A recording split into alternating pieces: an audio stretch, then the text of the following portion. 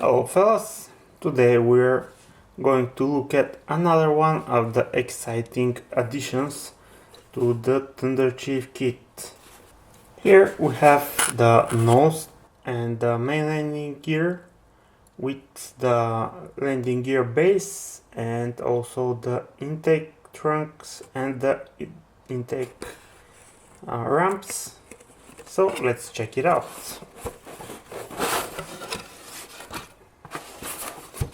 Here we have a larger set of masks.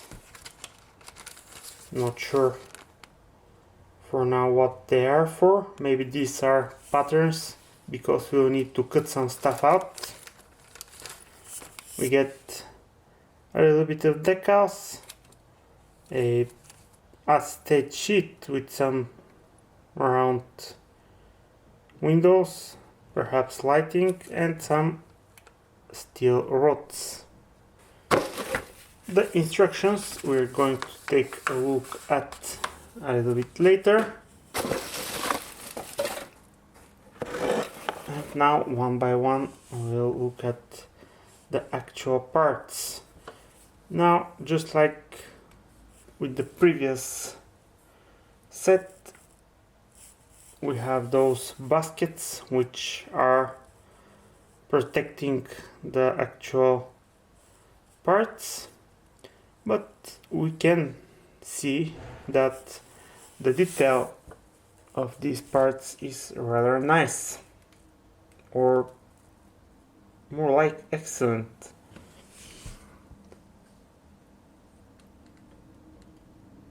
We have all kinds of hydraulic tubes and other details here, and also we have part of the landing gear leg mounted together with the gear bay and a piece of the intake trunk. Of course, we have another one of those parts which is for the other side, equally as nicely done. Here we have the nose gear bay with part of the landing gear, a lot of details. Now we have one side missing, it's most likely a separate part. The wall will be assembled after the painting so that we can paint all these nice details. Here we have the actual intakes with details for the sliding intake ramps.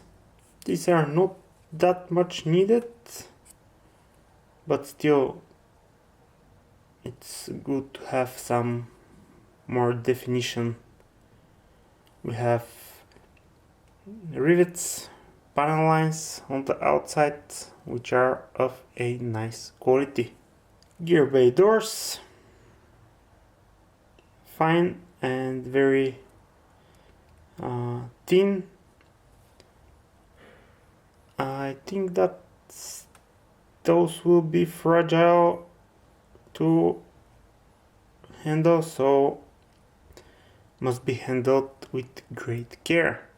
Next up we have the sidewall of the front gear bay, just as nicely detailed, and I really hope that the assembly will be accurate and will not pose any issues.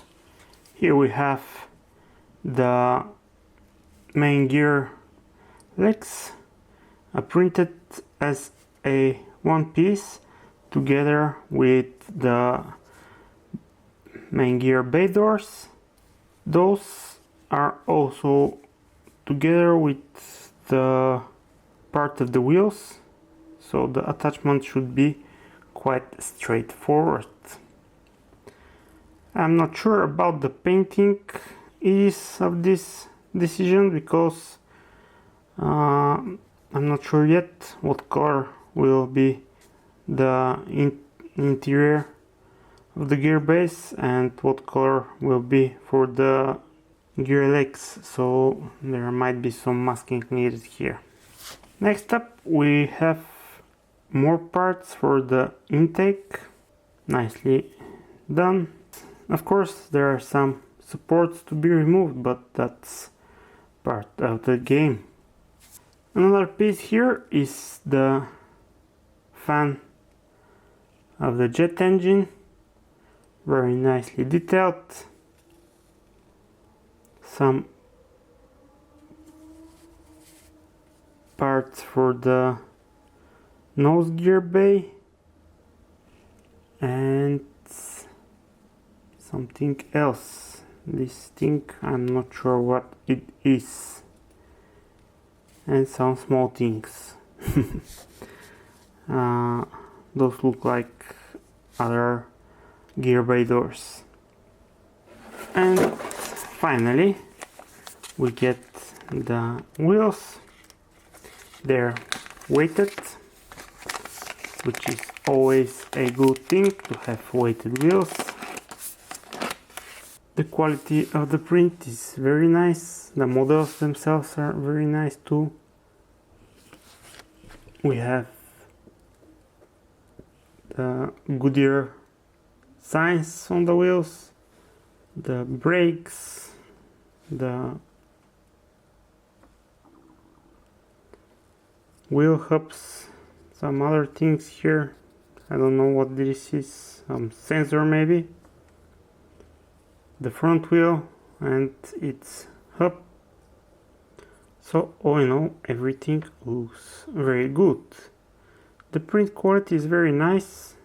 So far I don't see some obvious layer lines even at this round shape, which is usually the worst to print. Now let's have a go at the instructions. As usual, we get the parts and then we have the masks. First we have to cut the intake from the fuselage, then we place a mask so that we can make the perfect size hole. This is some sort of a jig, I think. Not sure if it will stay. Probably it is a jig for drilling holes. Then we insert the gear bay and the intake trunk on one side and then on the other. Then we have the intake ramp, and inside we also get the internal part of the intake trunk. From there on it gets a little bit easier to understand. We assemble the nose gear bay, some chamfering that needs to be done, the removal of the details inside the gear base and the intake ramp detail in order to accommodate the resin details. And then I think, unlike the kit assembly, here the wings should be assembled over and under the intake because it is now a separate part from the wings assembly. So the wings should not be assembled prior to their assembly with the fuselage. Some holes must be drilled to install the shafts, and then it is a matter of installing the wheels and the gear bay doors. Same goes on the front. We have some lenses, as I showed you earlier, and then some decals, some decal placards and other technical inscriptions. And that is all for this detail set.